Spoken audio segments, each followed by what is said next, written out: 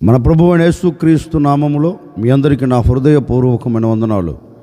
దేవుడు ఈ దినమంతా మీకు తోడై ఉండి మిమ్మల్ని ఆశీర్వదించి దీవించి కాపాడునుగాక. పరిశుద్ధ గ్రంథంలో నుండి 39వ కీర్తన 12వ చరణాన్ని నేను చదువుతూ ఉన్నాను. మీ పరిశుద్ధ గ్రంథమైన బైబిల్ తెరచి చూడండి.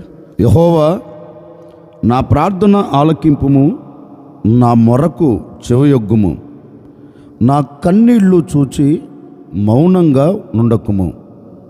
రాజైన దావీదు దేవుని సన్నిధిలో చేరి తనకు కలుగుతున్న కన్నీళ్లను బట్టి, తనకు కలుగుతున్న ఆటంకాలను బట్టి, తనకు కలుగుతున్న పరిస్థితులను బట్టి దేవుని సన్నిధిలో చేరి కన్నీళ్లతో ప్రార్థన చేస్తున్నాడండి.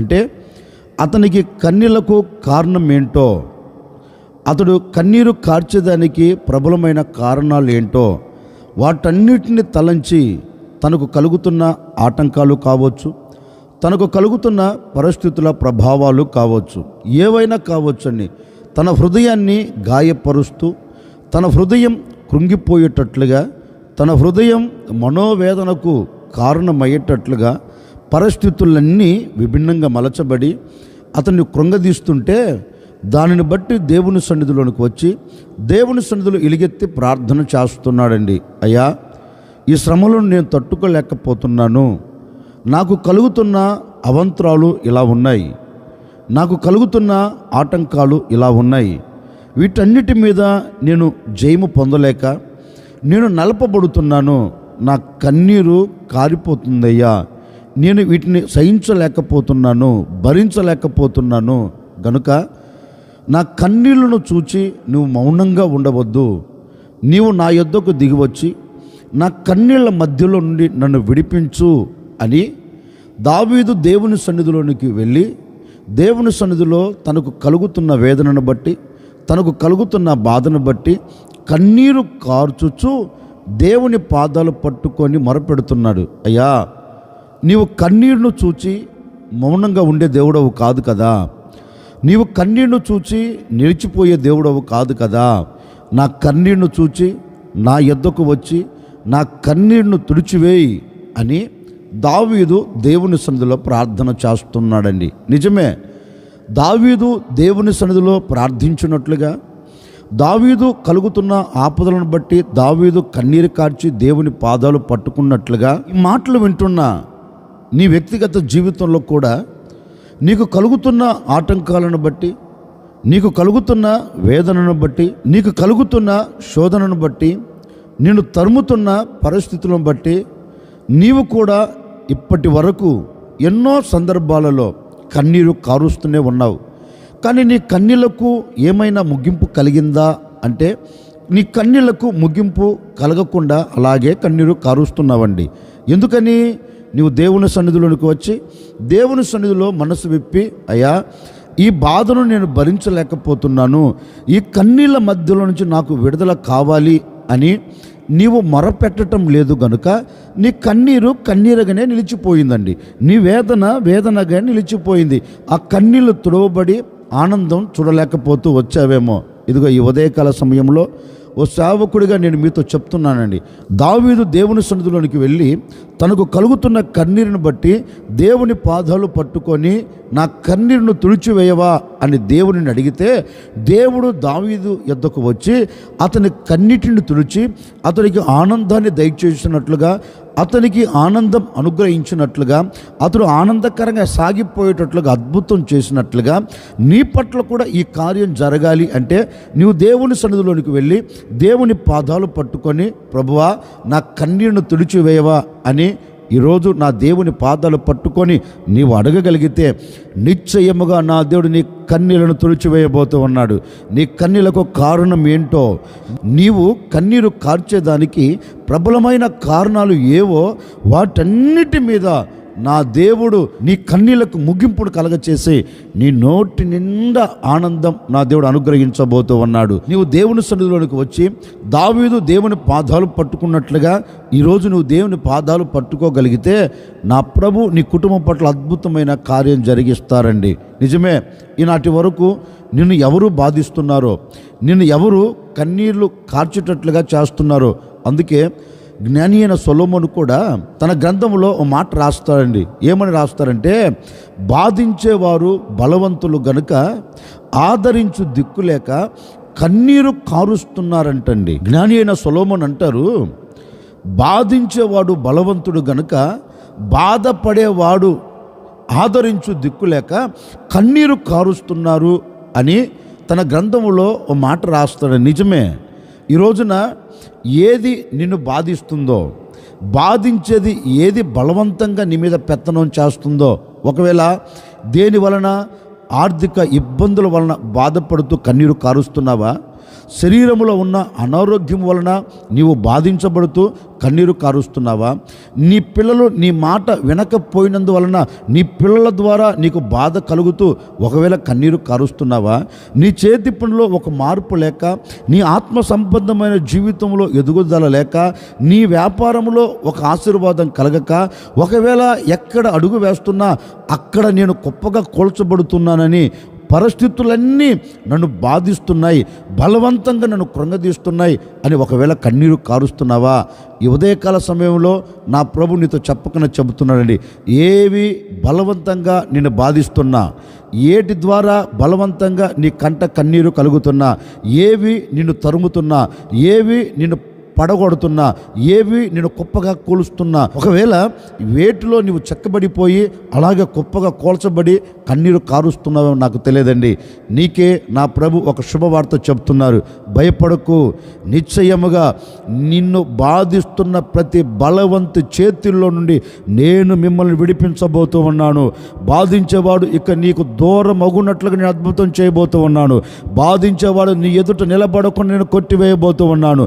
బాధించేవాడు నీ ముంగిటి నిలబడకుండా నేను తరిమి నీ కంట కన్నీరు కనబడకుండా నేను నీ కన్నీళ్లను తుడిచివేసి నీ హృదయం నిండా ఆనందాన్ని దయచేయబోతూ ఉన్నాను. ఇక మీదట ఆర్థిక ఇబ్బందులు నిన్ను బాధ పెట్టకుండా, అనారోగ్యం నిన్ను బాధ పెట్టకుండా, పరిస్థితుల ప్రభావాలు నిన్ను బాధ పెట్టకుండా నా దేవుడు నీ బాధల మధ్యలో నుండి నిన్ను బయటికి తీసుకొని వచ్చి నీ కంట కన్నీరు లేకుండా నా దేవుడు నీ నోటి నిండా సంతోషం అనుగ్రహించబోతూ ఉన్నాడు.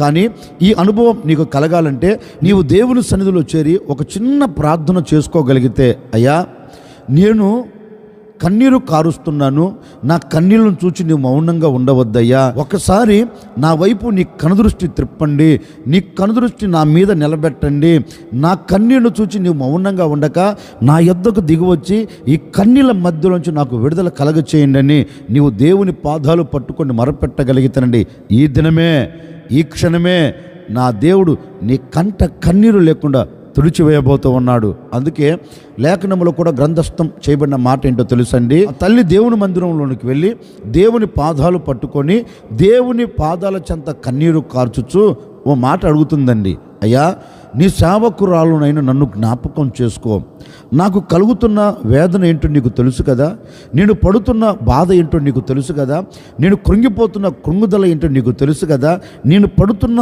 అవమానం ఏంటో నీకు తెలుసు కదా, అయ్యా ఇవన్నీ నన్ను బాధిస్తున్నాయి, ఇవన్నీ నన్ను కృంగదీస్తున్నాయి గనుక ఒక్కసారి నువ్వు నన్ను జ్ఞాపకం చేసుకో. నా కన్నీరును చూచి నువ్వు మౌనంగా ఉండవద్దు, నాకు కలుగుతున్న అవంతరాలను చూచి నువ్వు మౌనంగా ఉండవద్దు, నేను పడుతున్న నిందను చూచి నువ్వు మౌనంగా ఉండవద్దు. అయ్యా మౌనంగా ఉండక నా కన్నీరును చూచి నా యొద్దకు దిగరా అని ఆ అమ్మ దేవుని సన్నిధిలోనికి వెళ్ళి దేవుని పాదాలు పట్టుకొని ఒక్కసారి ప్రభువుని పిలిస్తేనండి, ప్రభువుని అడిగితేనండి, ఆకాశం మందున దేవుడు ఆమె కన్నీళ్లు చూచి మౌనంగా లేడండి, ఆమె హృదయ వేదనను చూచి మౌనంగా లేడండి, సమాధానం పంపుతున్నాడు. అమ్మా నీవు నా సన్నిధిలో దేని నిమిత్తమైతే ప్రార్థించావో, దేని నిమిత్తమైతే మొరపెట్టావో ఆ కన్నీరు నేను చూచాను, ఆ వేదనను నేను చూచాను. ఇక నీ కంట కన్నీరు కనపడకుండా నీ కన్నీళ్ళంతటి నేను తుడిచివేయబోతూ ఉన్నాను, నీ కన్నీళ్ళన్నిటికీ నేను ముగింపును కలగ చేయబోతూ ఉన్నాను, నీ హృదయం నిండా సంతోషాన్ని నిలబెట్టబోతున్నాను. నీవు నా సన్నిధిలోనికి వచ్చి కన్నీరు కార్చి ప్రార్థించావు గనుక నేను నీ కన్నీళ్లను చూచి మౌనంగా ఉండకుండా నేను నీ యొద్దకు వచ్చి నీ కన్నీరు తుడిచివేస్తున్నాను అని ఆ అమ్మ మనవిని విని ఆ తల్లి కన్నీటిని తుడిచి ఆమెకు సంతోషం ఇచ్చి పంపించాడు. లేఖనంలో రాయబడిన మాట ఏంటంటే, నాట నుండి ఆమె దుఃఖముఖము మాని తన ఇంటికి తాను సంతోషకరంగా తిరిగి వెళ్ళినట్లుగా లేఖనంలో గ్రంథస్థం చేయబడిందండి. ఈ ఉదయకాల సమయంలో సేవకుడిగా నేను కూడా మీతో చెప్పాలి అనుకున్న మాట ఏంటంటే, ఏ విషయంలో నీవు కన్నీరు కారుస్తున్నావో ఆ తల్లికి కలిగిన వేదనను బట్టి కన్నీరు కార్చి దేవుణ్ణి అడిగినట్లుగా ఈ ఉదయకాల సమయంలో నీ పరిస్థితులను బట్టి ప్రభువును నీవు ఏ విషయంలో అడిగినా, ఏ విషయంలో నీవు గోజారినా, ఏ విషయంలో నీవు మొరపెట్టినా నీకు కలుగుతున్న ఆపద ఏంటో తెలుసు కదా, నీకు కలుగుతున్న ఆటంకాలు ఏంటో తెలుసు కదా, నీవు కృంగిపోయిన కృంగుదల ఏంటో నీకు తెలుసు కదా, నీకు కలుగుతున్న అవమానాలు ఏంటో నీకు తెలుసు కదా, నిన్ను చుట్టుముట్టిన పరిస్థితులు ఏంటో నీకు తెలుసు కదా. వాటన్నిటిని బట్టి ఒకవేళ నీవు కన్నీరు కారుస్తున్నావేమో, ఈ ఉదయకాల సమయంలో ప్రభువుని అడుగు. నిశ్చయముగా ఈ దినమున నా దేవుడు నీ నోటి నిండా నవ్వును కలగ చేయబోతూ ఉన్నాడు. ఈనాటి నుండి, ఈ క్షణము నుండి నీ కంట కన్నీరు లేకుండా దేవుడు తుడిచివేయబోతూ ఉన్నాడు. నీ మనసులో ఆనందం నువ్వు కలగ చేయబోతూ ఉన్నాడు. నీ మనసులో నా దేవుడు నీకు ఆనందాన్ని దయచేయబోతూ ఉన్నాడు. ఆనందముతో నీవు సాగి వెళ్ళబోతూ ఉన్నావు. నిశ్చయముగా ఈ దినము నుండి, ఈ క్షణము నుండి నీ కంట కన్నీరు లేకుండా నా దేవుడు నీ నోటి నిండా నవ్వును కలగ చేయబోతూ ఉన్నాడు. నీ మనస్సు నిండా ఆనందాన్ని నింపబోతూ ఉన్నాడు. ఈ దినము నుండి ఆనందంతో నీవు సాగి వెళ్ళుదువుగాక. ఈ దినము నుండి సంతోషంతో నువ్వు సాగి వెళ్ళుదువుగాక. మీ దుఃఖ దినాలన్నిటినీ నా దేవుడు తుడిచివేసి దుఃఖము నిట్టూర్పులు ఎగిరిపోయి నీ కుటుంబంలో నీ తల మీద నిత్య ఆనందమును నా దేవుడు నిలబెట్టునుగాక. ఒకవేళ ఈ క్షణం వరకు, ఈ మాటలు వింటున్న ఈ క్షణం వరకు ఏ కన్నీరు కార్చావో ఇప్పుడే నా ప్రభు వాటన్నిటికీ ముగింపును కలగ చేయబోతూ ఉన్నాడు. ఆయన హస్తమును చాపబోతూ ఉన్నాడు, నీ కన్నీళ్లను తుడిచివేయబోతూ ఉన్నాడు. హస్తమును చాపబోతూ ఉన్నాడు, నీ బ్రతుకుల్లో అద్భుతాన్ని కలగ చేయబోతూ ఉన్నాడు. హస్తమును చాపబోతూ ఉన్నాడు, నీ పట్ల నవనూతనమైన కార్యము జరిగించి నీ బ్రతుకు దినములన్నిట నీవు ఆనందాన్ని చూచేటట్లుగా నీ కన్నీరును నా దేవుడు తుడిచివేసి నీ మనసునకు ప్రశాంతతను కలగచేసి సమాజంలో నీవు విలువగా బ్రతికేటట్లుగా నా దేవుడు అద్భుతమైన కార్యమును జరిగించి మీ కుటుంబాలన్నిటిని గణపరచునుగాక. అందుకే దావీదు దేవుని సన్నిధిలో చేరి ప్రార్థన చేస్తున్నాడు. అయ్యా, నాకు కలిగిన ఈ పరిస్థితిని బట్టి నీ పాదలు పట్టుకొని మొరపెడుతున్నాను. ఒక్కసారి నా కన్నీరును చూచి మౌనంగా ఉండకుండా నా యొద్దకు వచ్చి నన్ను ఆదరించి నా కన్నీటిని తుడిచి సంతోషం ఇవ్వండి అని అడిగితే దేవుడు దావీదు పట్ల అలాంటి అద్భుతం చేసి ఆదరించి అద్దరికి చేర్చి కన్నీరు తుడిచి సంతోషం ఇచ్చి ఆనందకరంగా దావీదు బ్రతికేటట్లుగా చేసిన దేవుడు ఈ ఉదయకాల సమయంలో నీ పట్ల కూడా కార్యం జరిగించబోతూ ఉన్నాడు. నీ వేదనను చూచి, నీ బాధను చూచి, నీ కన్నీరును చూచి, నీ కలతలు చూచి, నీ కష్టమును చూచి, నీ పరిస్థితులను చూచి నా ప్రభు మౌనంగా ఉండక నీ యొద్దకు దిగివచ్చి మీ కన్నీళ్ళంతటిని తుడిచివేసి మీ కుటుంబాలన్నిటిని నా దేవుడు ఆదరించబోతూ ఉన్నాడు. మీ కుటుంబాలన్నీ ఆనందంతో సాగిపోయేటట్లుగా అద్భుతం చేయబోతూ ఉన్నాడు. నీ కుటుంబం పట్ల నా దేవుడు నిలిచి ఓ నవనూతనమైన కార్యము జరిగించి నీ బ్రతుకుల్లో సంతోషాన్ని నిలబెట్టునుగాక. తలలు వంచడం వచ్చిన ప్రార్థన. ఆశ్చర్యకరుడా, మీకు స్తోత్రాలు చెల్లిస్తూ ఉన్నాం. మీరంతైనా సర్వశక్తి కలిగిన దేవుడవు.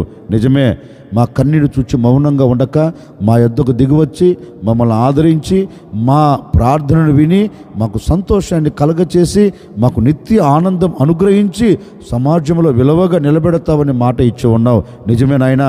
ఎందరైతే ఈ ఉదయకాల సమయంలో ప్రార్థిస్తున్నారో వారి కన్నీరును చూచి మౌనంగా ఉండక వారి కన్నీరును తుడిచివేసి వారిని ఆదరించి ఆనందముతో నడిపించబోతున్నదికై మీకు స్తోత్రం.